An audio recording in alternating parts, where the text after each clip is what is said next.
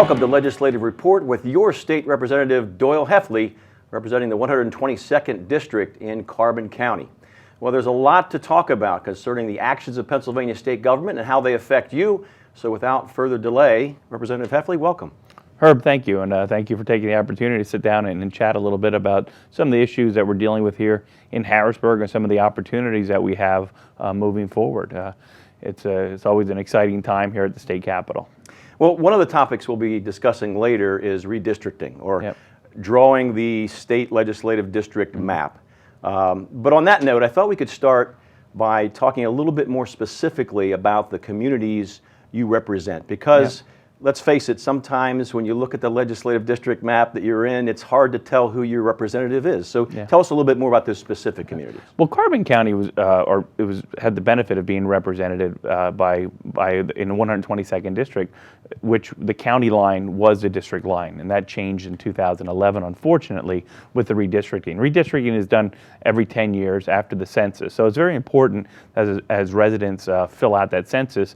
That's how they determine a population, and a lot of that goes into funding for different communities and how much money they get from that local governments get from the state and federal government. But also they use those numbers to draw the district maps. And I think the one thing that's most important to really realize, because there's a lot of talk about different plans and independent boards set up, but quite honestly, our system has worked fairly well. I mean, for what, over 200 some years now, and basically the one vote, one person, one vote is a premise that they have to go off of when redrawing district lines.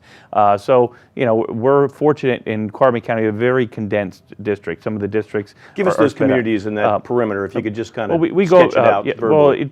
Well, we started up in Banks Township area. We have Tresco, Beaver Meadows, Lehigh. We have Weatherly area. So we encompass the Weatherly School District, the Jim Thorpe School District, Panther Valley School District, Lehighton School District, and Palmerton School District, and we have part of the Hazleton School District in that Beaver Meadows and Banks Township area. So it's a condensed area. It's a good district. I'm very honored and pleased to represent it. You know, it's a growing area. Penn Forest and Kidder Township and Tolmensing Township are growing communities. And as we look at that growth, you also look at then those districts become more and more condensed. Right. I always you know, when I explain it to folks in certain areas in Philadelphia, for example, legislative district, 65,000 people, is just a couple of square miles. Right. We're in Carbon County, you know, it's the whole county. I think Philadelphia County has what, about 30? Yes. 30 or 33 legislators just in Philadelphia County. It does vary quite a bit. So, some districts are huge in terms of getting from one edge to the other. Some are very condensed. So I think it's important as the process goes forward that you know, the people that choose their elected officials are going to be designing or coming up with those maps. Obviously, the last time around, I did not vote for the congressional maps in 2011. I did not feel that Carbon County was getting a good deal out of it. Congressman Barletta had represented all of Carbon County in the past, and that had changed. But that's good because they had that voice and we had that ability to vote on it. I get very skeptical when we talk about independent boards or agencies, because who's going to appoint these folks? One of the problems that we have in our government is unelected bureaucrats that have an enormous amount of power and authority. And you see that all along. And later on in the report, we'll talk about some of the legislation I have dealing with UCC, third-party inspectors, which are unelected bureaucrats, which have a lot of authority and power over our lives. So I think the elected officials need to be held responsible for the districts that they draw and the maps that are drawn. But I don't think we should take that ability away from the voters to select who's going to be governing them. And I think that's one of the, as I look at some of the different legislative initiatives, I think it's important that we understand that we have an elective democracy, and we don't want to give all this power to unelected boards, because, you know, as partisan as we all are these days, and we just came off of a huge election cycle, and the voters spoke very clearly here in Pennsylvania the direction that they wanted the state and this country to go into. And I think we should respect that and give. I wouldn't want to take any power away from the voters. Well, on your particular district, as a further reminder, you will soon see a little text crawl across the bottom of the screen, which will remind your viewers of exactly which communities you do represent. It'll also let people know of all the different ways they can contact you with their concerns or their feedback. And on that note, I guess you can't be a good state representative or any kind of elected representative if you don't have a good feel for your constituents. So maybe you could just tell us a little bit about how you, the different ways you reach out for constituent feedback. Yeah, I think one of the things that I've committed myself to as an elected official is to really be in touch with the community. We are always out in the community attending events, whether it be with our district office and staff. We have legislative booths at the National Night Out, which will be this August. It's coming up. We do our Senior Expo. We do a Drug and Alcohol Awareness Expo. We do our Sportsman's Expo. And we also have maintained 2 full-time offices, one in Lehighton, one in Albrightsville, in different parts of the district. And then we also operate 2 satellite offices, one in Lansford Borough at the American Legion every Wednesday from 10 a.m. to 2 p.m., and the other at the Weatherly Borough Hall, and that's every Thursday from 10 a.m. to 2 p.m. And sometimes, my staff, they feel I stretch them a little too thin, but I think the thing is we really want to be in the communities. We want people, to not have to travel. So if somebody needs a rent rebate or to have an issue with PennDOT or any state-related issue, they can come to our office, and we're going to be in their community. So we're always out, whether it be the different parades that we're in every year or just out in the community talking to folks. We do regular legislative meetings with local elected officials, and my door's always open. So that's how we try to stay engaged and really have a good pulse on the community. I grew up in Carbon County. I've lived there my whole life, and it's where I plan on living the rest of my life. But just to try to really look at what the issues are, and by far the number one issue that we're dealing with is property tax reform and property tax elimination. Well, I wanted to mention that to start, because you were talking about ways you can reach out to your constituents and the fact you don't like to see them travel so far. There is one way that actually you connect with your constituents where they're not traveling at all. They can just talk to you on the phone. Something you call, or that is called, like a tele-town hall. Yes. You had one recently. Yes. And you heard a lot of feedback, and that's where the property tax issue comes in. Tell me, was that the number one issue amongst those people on that particular event? Yeah, definitely. We do telephone town halls. We try to do as many as we can. Sometimes we can do up to 3 a year. We do regular town hall meetings and meet and greets throughout the district. I've done town hall meetings. We had an issue with windmills last year, and that's still an ongoing issue, and we're definitely on the side of the residents in those communities that would be affected by that program, and trying to do what we can to make sure we're preserving our environment and stopping that project. But we had over 100 and some people maximum capacity at that town hall meeting, and I've held town hall meetings in the district where it was 4 or 5 people. And some folks say, well, if nobody shows up, then there's no problems. That's good. But I like to be engaged in the community. So what we do is we do telephone town halls, and we send out a phone call. A lot of times people will get the call and they'll think it's a recorded message. It's actually myself. We'll get on the call, and I usually have a little bit of a script that I'll read over just to explain the call. And basically we had I think around 1,800 people on the call, and I think we had about 700 people that stayed on the call for that whole hour. And it's an hour. I can't go over the hour limit, but it's people can queue into the call and ask any question they want or give a comment, and it's just an open discussion. I know a lot of folks in the district, they say when they get the call, they just put me on speakerphone and I'm sitting there while they're having dinner. It is awkward because sometimes we call at dinner time, and if residents want to listen, they can. If they don't, they can. They don't have to engage. But it's a great way to really to talk to a lot of residents and really get that feedback. And at the same time, a lot of folks are because maybe they're elderly or handicapped, don't have the opportunity to come out to see to a town hall meeting or attend an expo. And this way we get to engage with them right on the phone. It's a great system. I enjoy it. I know so if you get a call from me, it's not a robocall. Listen, and if you choose to participate, we'd love to have you on the call. So following up on that, listening to you while eating dinner metaphor, what's the beef then with property taxes? Let me guess, they're too high, right? Well, yeah, it is an issue. Property taxes it's not an equitable tax. It's not based on the ability to pay. It's just somebody coming in and say, well, you have so many rooms in your house, and you bought your house at this time, and you paid this much for it. Your neighbor could have had the exact same house or a nicer house, and their taxes could be half of what yours are. So there's a lot of issues with that. One of the proposals that I've supported all along is House Bill 76. My colleague, Representative Cox from Berks County, has just sent out a co-sponsorship memo, and we will be trying to push that bill once again this session. And that would be a total property tax elimination for all taxes in the state. No property taxes for school districts. Right. Your municipal taxes, county taxes, but no school district property taxes. So definitely support that legislation. It's been talked about, and you know, we keep working to get the votes. And at the same time, we're also looking at other options.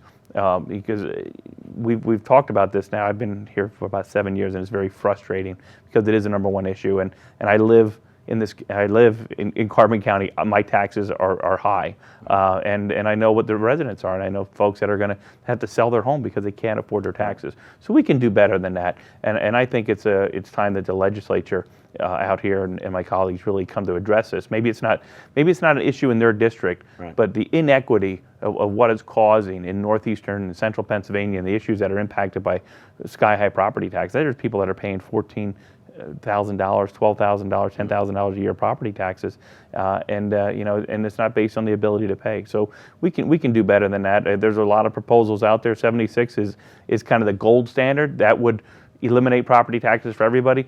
But if we can do it and just eliminate property taxes for homeowners, I would be supportive of that. A 50% reduction, anything we can do to drive down millage rates and property taxes, but then prevent them from going up in the future.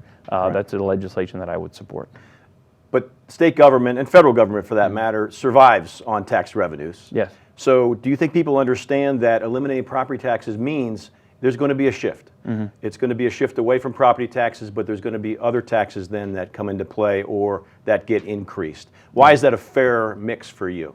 Well, I think it's all based on the ability to pay and being an equitable tax.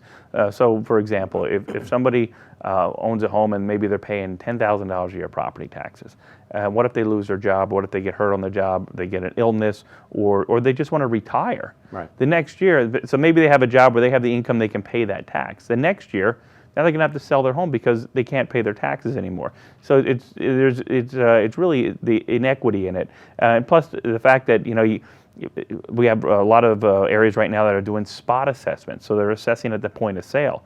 So what that's doing is some folks are paying 3 to 4 times as much in property taxes as somebody else that has the same home just because of when it was sold and what the value of the home is.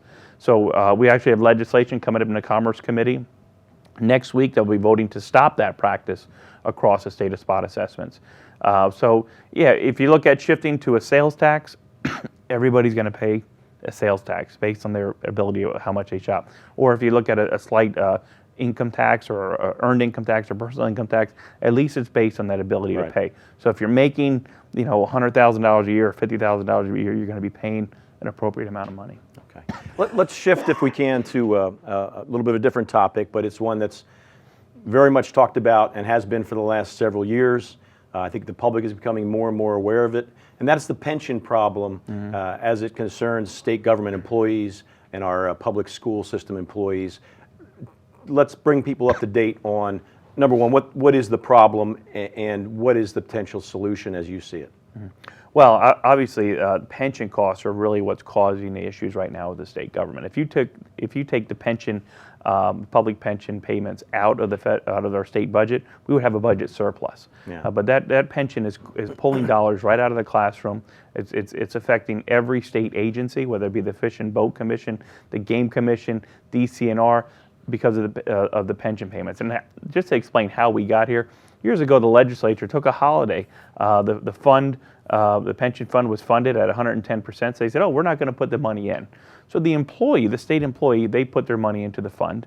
But the employer, the school districts, the state, or the state agencies, did not then match that fund.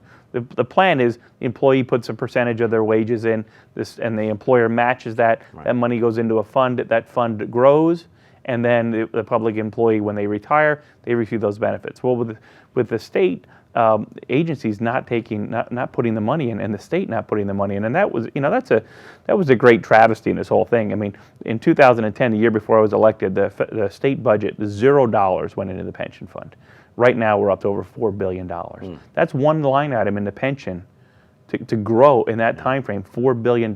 So when people say, look, we're not getting tax relief, and that's also what's driving property taxes of the school districts. Right now it's 30% of payroll for most of our school districts is pension costs. So what that means is for every 2 employees you have working, you're paying the third one's pension. Right. So the plans that we have right now to deal with that, so we don't have this issue going forward, are to shift to new employees only. You can't affect retirees, and you can't affect current employees. It's a constitutional obligation, and nobody wants to take anybody's pension away. A lot of folks throughout the northeastern part of the state lost pensions when you had Bethlehem Steel and the zinc company and all those big manufacturers, and we don't want to do that to anybody. But we also need to come up with a system that's going to be fair to the taxpayers, because people are losing their homes over property taxes, and one of the biggest cost drivers is pensions. So we want to make sure that going forward, we're going to have a plan that would be affordable. So it would be a hybrid type plan where state employees, if they sign up for the pension, would get, right now the plan that, and there's several plans out there. One would say we go strictly to a 401k for all new hires. The other would be a hybrid plan, so up to your first $50,000, you would get a defined benefit, and you would make those contributions. And after that, anything after that, there'll be a defined contribution similar to like a 401k style. So that would take a large burden off of the taxpayer. Now that $50,000 annual salary would be indexed to inflation, but the majority of the state employees are at that, or right about that level, or slightly over it. So it wouldn't have that big of an impact. But what it would do, it would shield the taxpayers from those huge liabilities with those very large pensions. And one of the other things, their pension system was set up when people were, life expectancy was much shorter than what it is today. And I'm happy that life expectancy is much longer. I hope to capitalize on that someday. But we need to come up with a system that's not going to put these demands, because it's a $4 billion line item out of the general fund. I mean, it is really affecting everything that we do at the state level. So you have two options. Do we now raise taxes even higher, or do we look to kind of, if they wanted the term, reinvent government, or where can we look at savings in those other line items to make up for that? And that's what we should never do again, is defer our payments to the pension system. That's how we got into this mess, and I really think it's a shame that happened. It did. And now, since I've been in office, we've met our fiduciary responsibilities every year in putting the money into the pension fund. And that's something, there's been some difficult decisions that had to be made. But that is something that we need to do to protect our children and grandchildren from not having this type of burden. I think the number that I heard right now, the estimates, if we continue to go on the path that we are and we get the same return for the investments, is $120 billion over the next 20 years that the taxpayers will put into the pension fund. That's an incredible amount of money. Lessons learned from past mistakes, we hope, and we hope this session something will get moving on that. You mentioned the potential budget surplus we would have if pensions weren't an issue. I want to get into the budget. I also want to talk about one of your most recent and most passionate issues that you have, that you're moving forward with and really leading on. But we're going to take a short break if we can. Legislative report with your state representative, Doyle Heffley. We'll return in just a moment.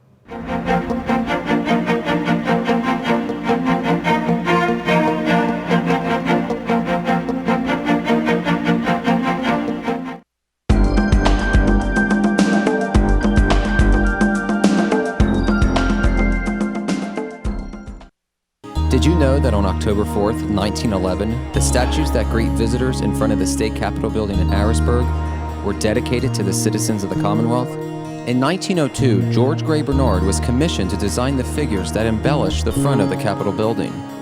During the installation period, Bernard explained to the General Assembly what each sculpture symbolized. The Southern group, titled The Burden of Life, depicts the story of Adam and Eve followed by the fall of man in the forms of despair. The Northern group, titled Love and Labor, depicts male and female figures reaping fruits of labor and advances to a new Adam and Eve who gaze westward into the future. Recently, both sculptures underwent restoration to prevent further deterioration from their natural beauty. Now you know. Did you know that Violet Oakley was the first female artist to receive a large commission for artwork done in a United States Capitol building?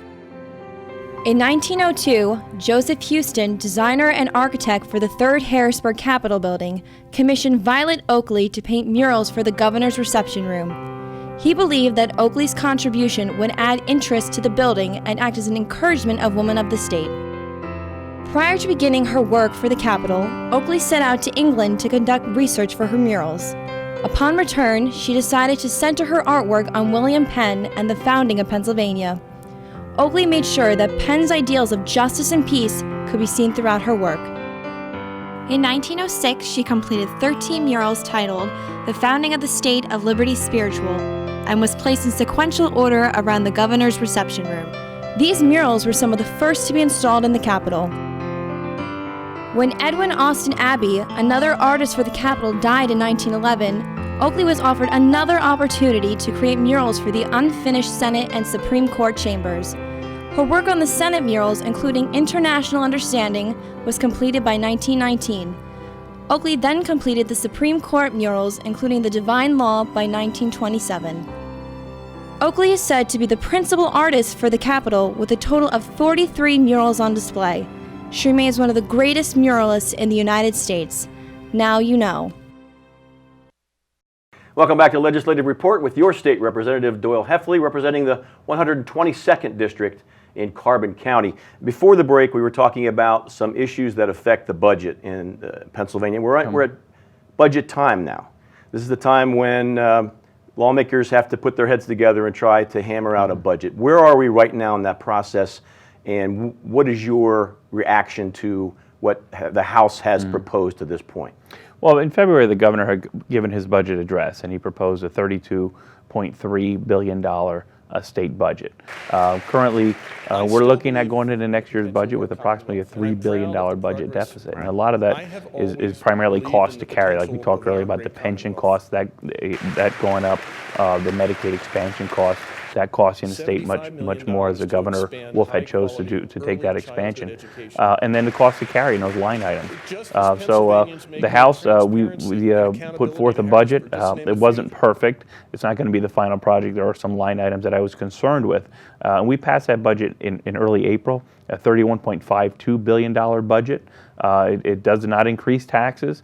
It does reinvent government in the sense that we're looking at some consolidation. But I will say that as we go through that process, one of the things that I really want to be cognizant of, to make sure that we're providing those social services to the folks that are low income, disability, and also that we're continuing to invest in the opioid epidemic across our state.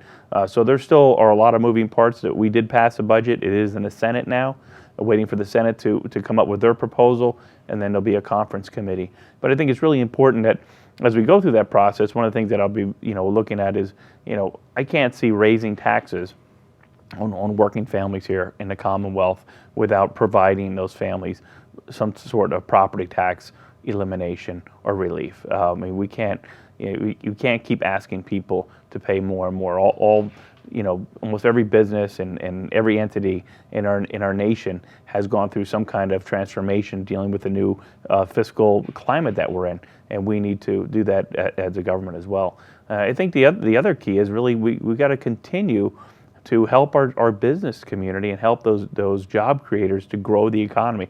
The best way to increase that revenue coming in is to have a vibrant economy. I'm encouraged by some of what I'm seeing coming out of the federal level, some of the regulation reform. I think that's the key. We are such a regulated society. If you look at just the issue, and I have a legislation dealing with uniform construction code and the third-party inspector monopoly that they have, and how that is. I have strip malls, and I have businesses in a community. They can't even get people to come in and do projects because of certain inspectors that are overzealous and really abusing their power.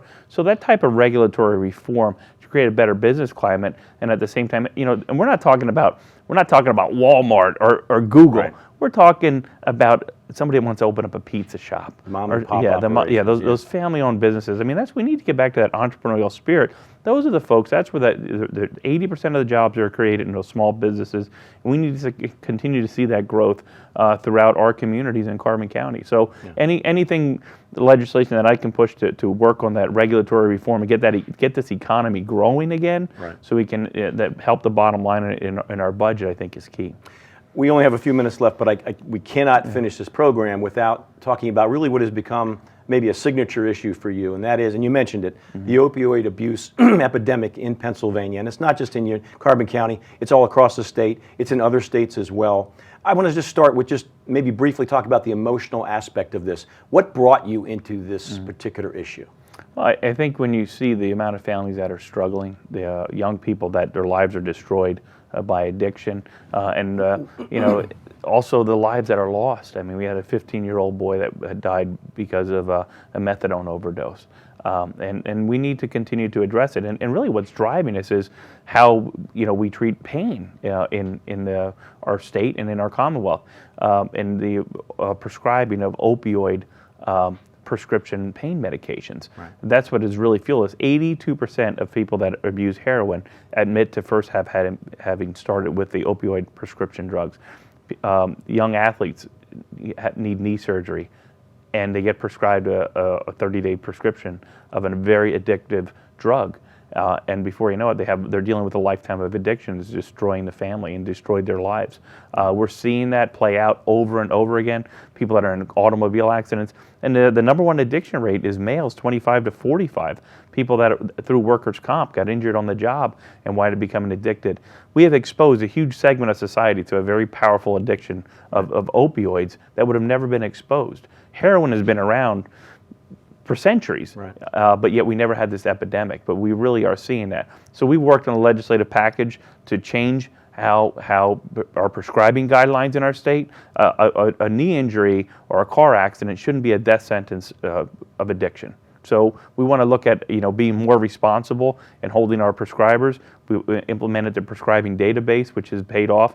Prescribing for opioids is coming down now. We're 5% of the world's population. We consume over 90% of the world's opioid in the United States. So really transforming how we treat pain. What are the other alternative methods? We don't want people to have to deal with pain, but we also don't want to turn these people into addicts. So working on legislation to change how we're prescribing. We got a package of bills done last session as a result of House Resolution 659, which I had co-sponsored the session before. I have two bills right now. Talk about this your session. legislation. And I have abuse deterrent opioid formulas for parity for insurance companies to have to pay to cover those types of prescriptions. And what they are is they're tamper-resistant drugs. They're much safer for people that cancer patients and people that have chronic pain may take one pill and it's time released throughout the day. But if you alter that form and you get all that medication at one time, that's where we're seeing a lot of overdose deaths. So we want to make sure that those drugs are safer and that insurance companies that we're all paying for insurance and our premiums go up every time are going to cover the medications that we need. The other thing is a bed registry. A lot of times you have people come in for in an ER present with an overdose or an addiction issue or a mental health issue, and they need to find treatment, a treatment facility. So not every hospital network in Carbon County, we have a small rural hospital network, has the access to all those types of treatments. So then they have to go on a computer and find somewhere where they can provide the care for that patient. And sometimes this can be a 24-hour or 48-hour process where somebody's going to be sitting in the ER.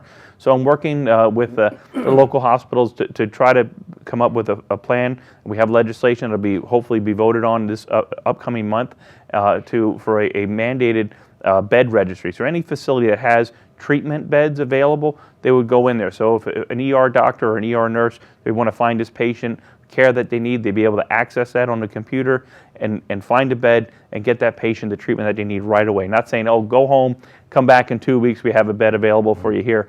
So it's gotten tremendous support. The ER docs are supportive of it.